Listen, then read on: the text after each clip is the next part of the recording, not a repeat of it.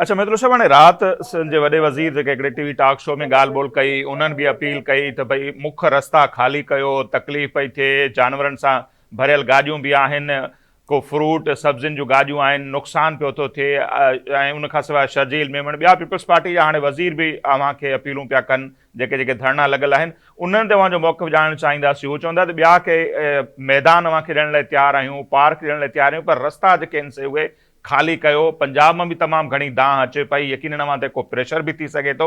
इन मौक़िफ़ खे अव्हां कीअं था ॾिसो, जेको माण्हू हाणे स्पेशली सिंध हुकूमत इहे अपीलूं पई करे त मुख्य रस्ता ख़ाली कयो? ॾिसो, ही धरणो सिंध हुकूमत जो कोन्हे, अपीलूं वो कंदी रहे, असां ते हिन जो को फ़र्क़ु नथो पवे। हा, जिते सिंध जे अंदरि जे माण्हुनि जी आमद रफ़्त आहे, असां बिल्कुलु उनखे मुतासिर न थियणु ॾींदासीं। सिंध जे अंदरि शयुनि जो गुज़र ऐं माण्हुनि जो गुज़र, ॿारनि जो गुज़र, माल जो गुज़र उहो फ्री आहे।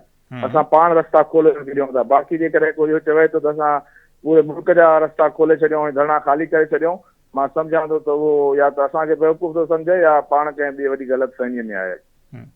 मतलब धरना कंटिन्यू रहंदा जेसि ताईं अॼु जेका डिमांड भी थी आहे त नोटिफिकेशन नथो अचे या वज़ीर आज़म ऐलान नथो अची करे त को असां इन रिथा तां हथ था खणूं या कारपोरेट फार्मिंग वारी जेका डिमांड आहे अव्हांजी, तेसि ताईं धरना हा, अव्हां चयो पिया त बिल्कुलु कंटिन्यू रहंदा?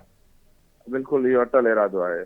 ठीकु। अच्छा, पोइ ॿियो अचूं पिया त जेको ही गॾियल प्रेस कॉन्फ्रेंस थी फ्यूचर जे लाहे अमल जे हवाले सां 72 कलाकनि जो अल्टीमेटम ॾिनो वियो हो, उहो बि मुकमल थियण वारो आहे त रेलवे ट्रैक वग़ैरह बंदि करण जे हवाले सां बि हिकिड़ो अल्टीमेटम हो।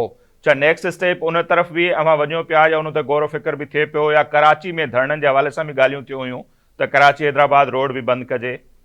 धरणा जेके असां हुन में टे मज़ीद डिसाइड कया, उहे टई धरणा शुरू थी विया आहिनि। कराची में धरणो लॻी चुको आहे, काठोड़े वटि हिकिड़ो धरणो कमू शहीद ते लॻी चुको आहे, डेरा मोड़ ते धरणो लॻी चुका आहे। उहे धरणा टई पंज जॻह ते लॻी चुका आहिनि ऐं उहे मुकमल फ़ाल आहिनि। जेसीं ताईं ताल्लुक़ आहे रेलवे, छाकाणि त इहो डिसाइड थी चुको त ही धरणा लॻाइणा आहिनि। बाक़ी सुभाणे शाम जो असांजी वरी साॻी all Sindh lawyers action committee जी मीटिंग आहे।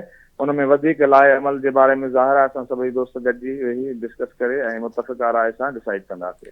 अच्छा, आख़िर में सरफराज़ साहब अव्हां खां इहो बि ॼाणणु चाहींदुसि, जंहिं ॾींहुं अव्हां अञा कराची खां रवाना बि न थिया हुआ, अव्हांजी वॾी महिरबानी, अव्हां असां सां ॻाल्हायो ऐं इहो ऐलान कयो, हीअ जेका एॾी ज़बरदस्त सिंधी क़ौम अव्हांखे मोट ॾिनी आहे समूरनि वकीलनि खे, उनखे अव्हां कीअं था ॾिसो? या जेके सिंध जा माण्हू हाणे त वॾे तादाद मां हर इलाइक़े मां माण्हू अचनि पिया, जेको न पियो अचे ॼण त पाण खे गिल्टी थो फील करे त मूंखे ॿॿड़लो पहुचणु खपे। सो एॾी वॾी जेका मोहबत अव्हांखे मिली आहे, उन ते अव्हां सिंध वासियुनि खे छा चवणु चाहींदा, या अव्हां जे इम्कान में हो त एतिरो प्यार, मोहबत, मान, मर्तबो अव्हांखे जेको आहे सो मिलंदो?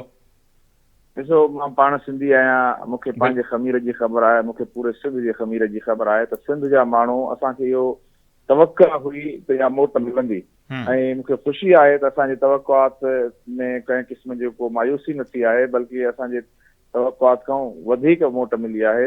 ऐं मां सिंध जे अवाम खे पहिरीं मुबारकबाद इहा ॾियां पियो त सिंध जो शऊर जागी पियो आहे। सिंध जे अंदरि जेको हिकिड़ो कशमकश ऐं कोफ़्त जी सोच, दिमाग़ी कोफ़्त हुई ऐं उहो को रस्तो न पियो मिले त माण्हू किथे वञी कयो दाद फ़रियाद कहिड़ी तरह करे, त उहो उन्हनि खे विंडो मिलियो आहे।